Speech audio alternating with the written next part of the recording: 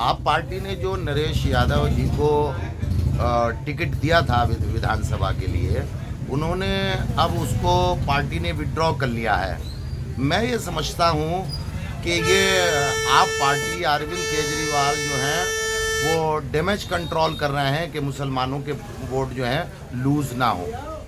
लेकिन अरविंद केजरीवाल पे इस तरह के जो है इल्ज़ामात लगते रहे हैं कि उन्होंने कभी तबलीगी जमात वालों को कोरोना का इल्ज़ाम लगाया और उनको कहा कि इनकी वजह से कोरोना फैला है, वो भी मुसलमान कभी नहीं भूले।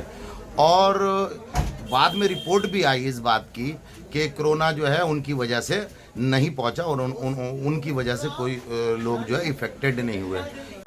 कुरान की जो बेहुरमती का मामला था तो उस पर बहरहाल उन पर एक मामला भी कोर्ट के अंदर विचाराधीन है, लेकिन इसके बावजूद भी अरविंद केजरीवाल जी ने उनको विधायक का जो टिकट दिया वो उससे मुसलमान जो थे काफ़ी नाराज़ थे, क्योंकि उनके जो जज्बात है, आस्था है, उसको ठेस पहुंची थी।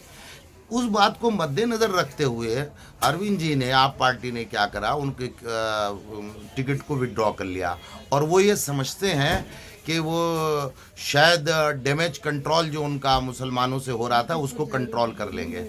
तो अरविंद जी के बारे के अंदर तो ये बातें उठती रहती है कि बज़ाहिर तो वो सेकुलर नज़र आते हैं, लेकिन वो सेकुलर नहीं है। जैसे उन्होंने तबलीगी जमात वालों के लिए भी कुछ गैर मुनासिब लफ्ज़ बोले थे कि कोरोना इनसे फैला है, ये फैला है, और वो निष्पक्ष बात नहीं कहते।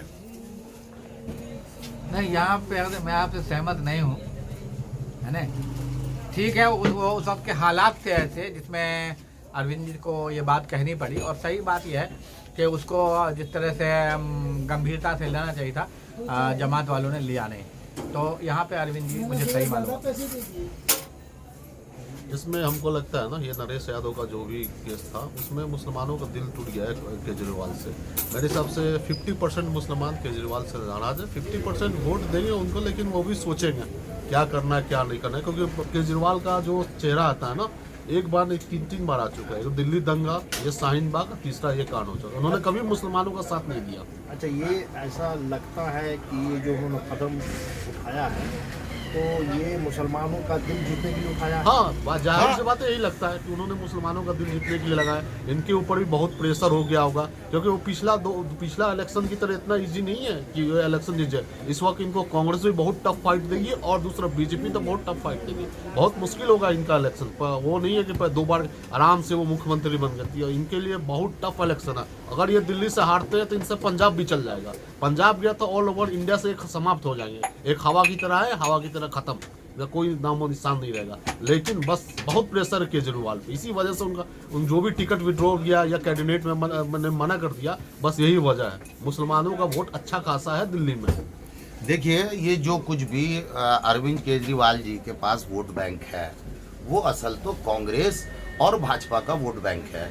ये अचानक आए सियासत के अंदर और अचानक कामयाब हो गए, तो ये वोट बैंक जो है दोनों ही पार्टियों का तो गया है। लेकिन अरविंद जी के बारे में जो दिल्ली की आवाम जैसा सोच रही थी उस वक्त में, या जैसा वो बोल रहे थे, उस तरह से वो खरे नहीं उतरे।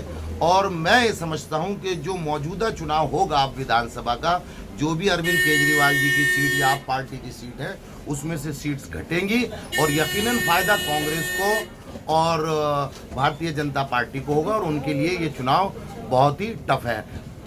और ये डैमेज कंट्रोल की बात जो है, मैं इस बात से, हाँ, डैमेज कंट्रोल कहने का मेरा मतलब यही है कि मुसलमानों के जो जज्बात को ठेस पहुंची थी उसको मलहम पट्टी करने के लिए या मरहम लगाने के लिए उन्होंने नरेश यादव जी के जो टिकट है उसको विड्रॉ करा है। ये बात सही है कि शुरू से जो है अरविंद केजरीवाल के बारे में, आम आदमी पार्टी के बारे में कहा जाता रहा है कि वो बीजेपी की बी टीम है। और देखा भी ये गया है कि जहाँ जहाँ कांग्रेस से डायरेक्ट फाइट रहता है कांग्रेस का, वहाँ ये चले जाते हैं। जैसे पंजाब गए, अभी हरियाणा में उनको नहीं जाना था, या तो जाते तो कांग्रेस से ये करके जाते, लेकिन कांग्रेस जो हारी है हरियाणा में, इसका बहुत बड़ा रोल जो है वो अरविंद केजरीवाल को जाता है। और जैसा कि इधार साहब ने अभी कहा कि दिल्ली में अब की बात उनको बहुत सख्त फाइट होगा और शायद कि मुख्यमंत्री वो ना बन पाए, इसलिए कि मुसलमान जो है, मुसलमान से मुसलमान क्या मतलब जो सेकुलर लोग हैं वो उनसे बहुत आहत हैं।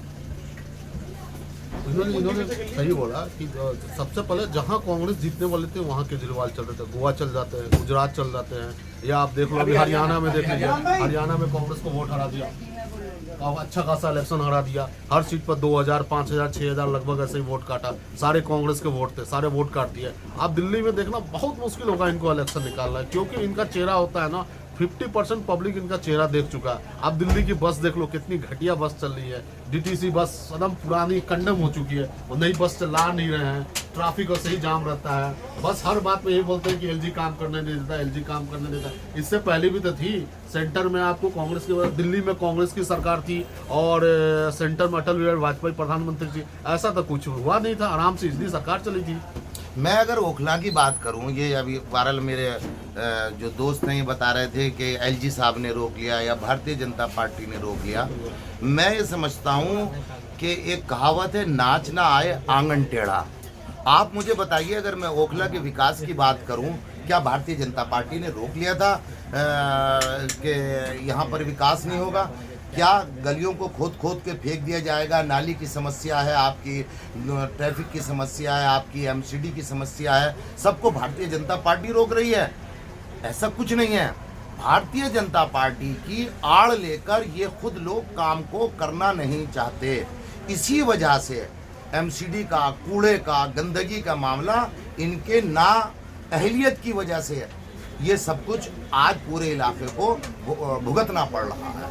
बुनियादी बात ये है। एमसीडी किसकी है?